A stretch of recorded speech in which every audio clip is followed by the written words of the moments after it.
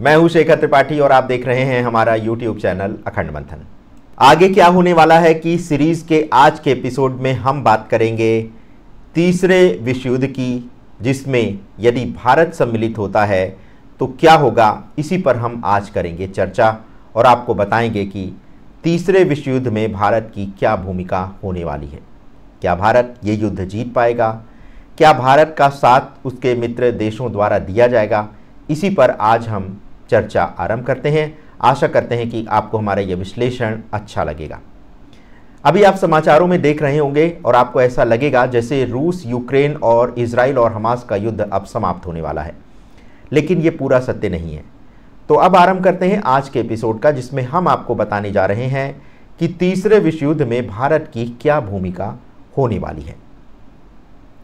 तो रूस और यूक्रेन में चल रहे इस युद्ध में यूरोपीय देश अप्रत्यक्ष रूप से सम्मिलित हैं।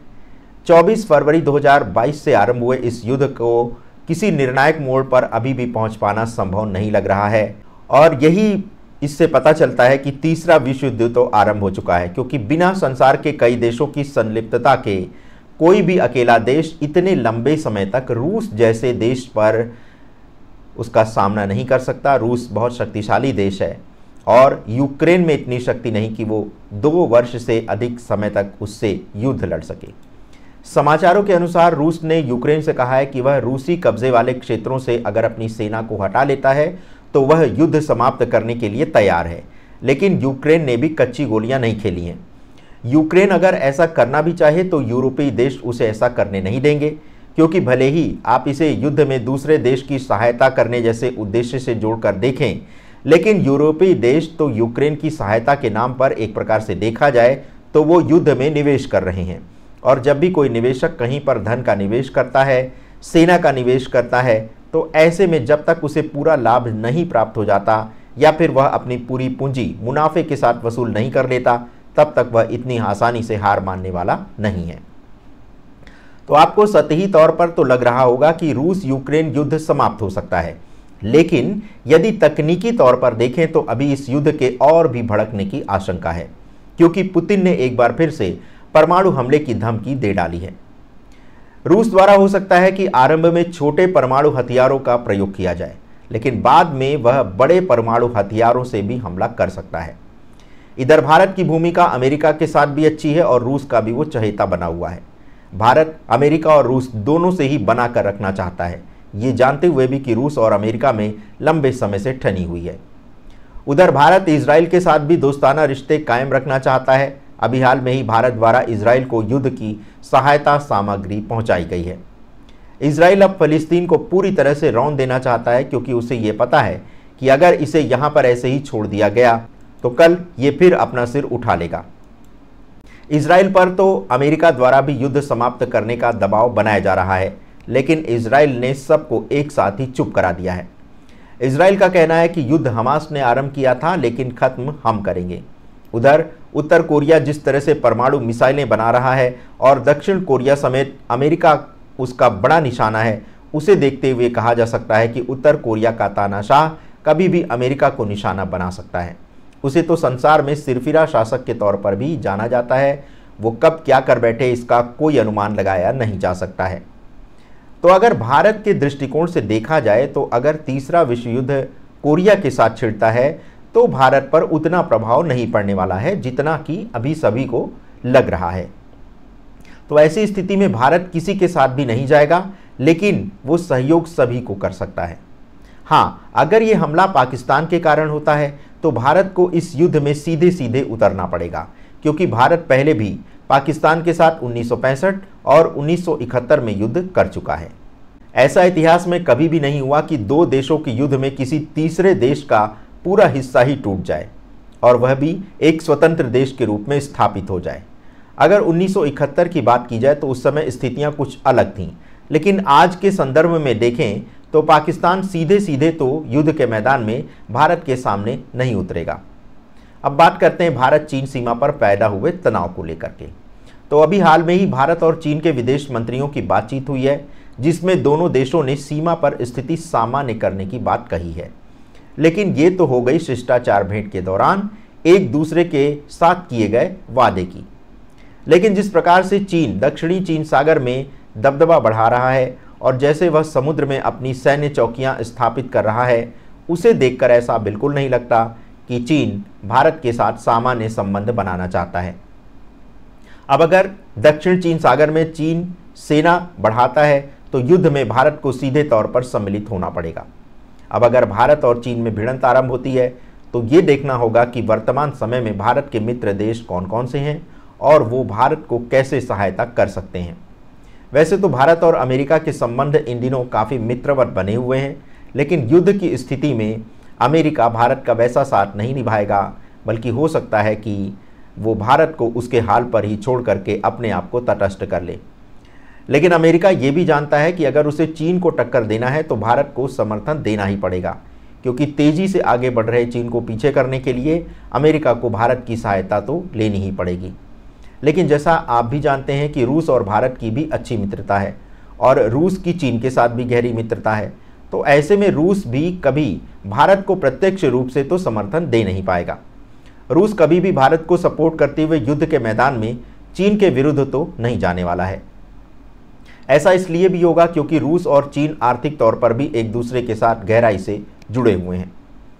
इधर भारत ने अमेरिका के साथ कई रक्षा संबंधी समझौते तो किए हैं, लेकिन अमेरिका भी इस युद्ध में न्यूट्रल ही बना रहेगा। ये भारत भी जानता है कि अमेरिका कभी भी भारत के समर्थन में सामने से तो नहीं खड़ा होगा, बल्कि पीठ पीछे वह कूटनीति करेगा। अब अगर चीन के साथ भारत का कोई युद्ध आरंभ होता है तो पाकिस्तान भी उस युद्ध में कूद पड़ेगा, क्योंकि पाकिस्तान और चीन में गहरी दोस्ती है और ऐसे में भारत को युद्ध के दो मोर्चे पर युद्ध लड़ना होगा। एक तीसरा मोर्चा भारत में मुस्लिमों का खड़ा हो सकता है, क्योंकि अगर भारत और पाकिस्तान में युद्ध होता है तो भारत के मुस्लिमों द्वारा पाकिस्तान को कोई समर्थन दिया जाए ना दिया जाए, लेकिन पाकिस्तानी लोगों के समर्थन में तो भारत के मुस्लिम धर्म के लोग धर्म के नाम पर खड़े ही हो जाएंगे। उस समय वो ये नहीं देखेंगे कि पाकिस्तान ने भारत पर हमला किया है, बल्कि वो तो इस्लाम के नाम पर पाकिस्तानियों के साथ एकता दिखा सकते हैं। उधर पाकिस्तान और भारत के बीच कश्मीर का विवाद आज़ादी के बाद से ही चल रहा है और ये अभी वैसे का वैसा ही है। अब अगर भारत की सैनिक क्षमता की बात की जाए तो वर्तमान समय में भारत के पास 38 आर्मी डिवीज़न है, लेकिन अगर भारत पाकिस्तान से युद्ध लड़ेगा तो उसे 48 आर्मी डिवीज़न चाहिए होगी, और अगर भारत तीसरे विश्व युद्ध में कूद पड़ता है तो उसे 72 आर्मी डिवीज़न की आवश्यकता होगी, और अगर भारत को चीन और पाकिस्तान दोनों के साथ लड़ना हो तो उसे 48 आर्मी डिवीज़न की आवश्यकता पड़ेगी। जहां तक आर्मी स्क्वाड्रन की बात की जाए तो अभी भारत के पास इसकी संख्या 30 है, लेकिन आपको 3 मोर्चे पर अगर युद्ध लड़ना है तो आपको इसकी संख्या भी बढ़ानी पड़ेगी।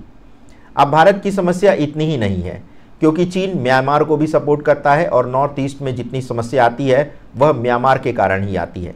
इधर पाकिस्तान खालिस्तान को समर्थन देता है, आधा पंजाब तो वैसे भी अभी पाकिस्तान में ही है। लेकिन अगर तीसरा विश्व युद्ध आरंभ होता है तो अधिकतर देश भारत का साथ नहीं दे पाएंगे। ऐसा इसलिए होगा क्योंकि सभी की अपनी अपनी कूटनीतिक प्राथमिकताएं और विवशताएं हैं। इधर चीन ने बांग्लादेश, श्रीलंका, अफ्रीका जैसे देशों में भारी आर्थिक निवेश किया हुआ है और ये देश भी युद्ध की स्थिति में भारत के काम आने वाले नहीं हैं। अब प्रश्न ये है कि भारत के काम आएगा तो कौन आएगा? तो इसमें भारत के लोग ही काम आने वाले हैं, क्योंकि भारत के लोग शारीरिक और मानसिक तौर पर बहुत मजबूत हैं और भारत को कई युद्ध लड़ने का भी लंबा अनुभव है। ये बात ध्यान देने की, संसार में जितने भी युद्ध हुए हैं वहाँ भारत की सेना गई है और सारे युद्ध जीतने में भारतीय सेना का अहम योगदान रहा है। दूसरे विश्व युद्ध की बात ले ली जाए तो ब्रिटेन ने तब अमेरिका से कहा था कि भारत की सेना के बिना हम दूसरा विश्व युद्ध नहीं जीत सकते। दूसरे विश्व युद्ध में भारत के ही सैनिक लड़ने गए थे। 1971 में पाकिस्तान भारत का युद्ध मात्र 13 दिनों में ही समाप्त हो गया था, क्योंकि भारत की आर्मी बहुत सशक्त थी। 1965 में तो भारत की सेना पाकिस्तान के लाहौर तक चली गई थी। 2017 में जब डोकलाम विवाद हुआ तब भी भारत की सेना ने चीन की सेना को रौंद दिया था। चीन के अधिक सैनिक मारे गए थे और चीन ने कभी भी अपने शहीद सैनिकों की संख्या का खुलासा नहीं किया था। 1962 के भारत चीन युद्ध को अगर छोड़ दिया जाए तो भारत ने अभी तक जितने भी युद्ध लड़े हैं उसमें सभी में विजय प्राप्त की है।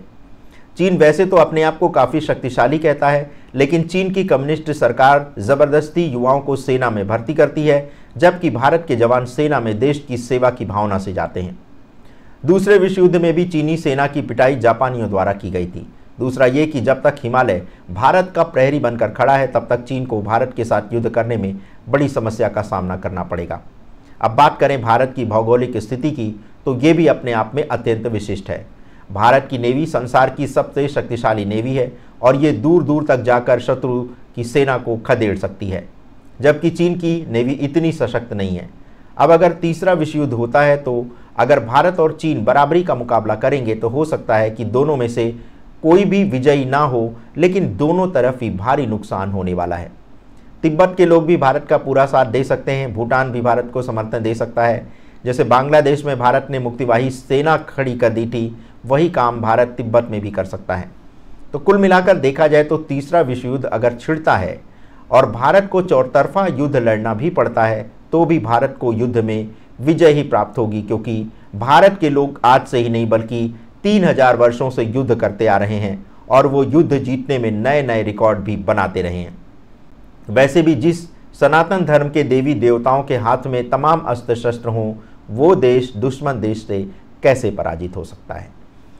तो दर्शकों, जैसा कि भारत की सनातन धर्म की परंपरा रही है कि हमारे यहाँ शास्त्र भी पढ़ने की परंपरा रही है और शस्त्र चलाने की भी परंपरा रही है। यदि व्यक्ति को शस्त्र का ज्ञान है तो उसको शास्त्र का भी ज्ञान दिया जाता था, और आज हमारी शिक्षा पद्धति में यही एक कमी हो गई है कि हमारे युवाओं को शस्त्र चलाना नहीं आता है, उन्हें शस्त्र चलाने की कोई भी ट्रेनिंग नहीं दी जाती है। नई गुरुकुल शिक्षा पद्धति यदि सरकार लागू करे तो उसमें इन सभी विद्याओं की जो है ट्रेनिंग दी जाए तो हो सकता है कि भारत अपने पुराने गौरव को प्राप्त करने में सफलता प्राप्त कर ले। तो आगे क्या होने वाला है कि आज के एपिसोड में बस इतना ही। हमने इसमें आपको ये बताने का प्रयास किया है कि तमाम शत्रु सेनाएं अगर भारत को चौतरफा घेर भी लेती हैं तो भारत के लोगों में इतनी शक्ति है कि वो सभी सैनिकों को मार भगा सकते हैं, सभी का वध कर सकते हैं और भारत के तिरंगे का झंडा सदैव वो ऊपर ही बनाए रखेंगे। अखंड मंथन की तरफ से हमारे देश के सभी सैनिकों को बहुत शुभकामनाएं। आने वाले समय में वो जिस प्रकार भी देश की रक्षा करेंगे, सारा भारतवर्ष उनके साथ सदैव एकजुट होकर खड़ा रहेगा। धन्यवाद, नमस्कार।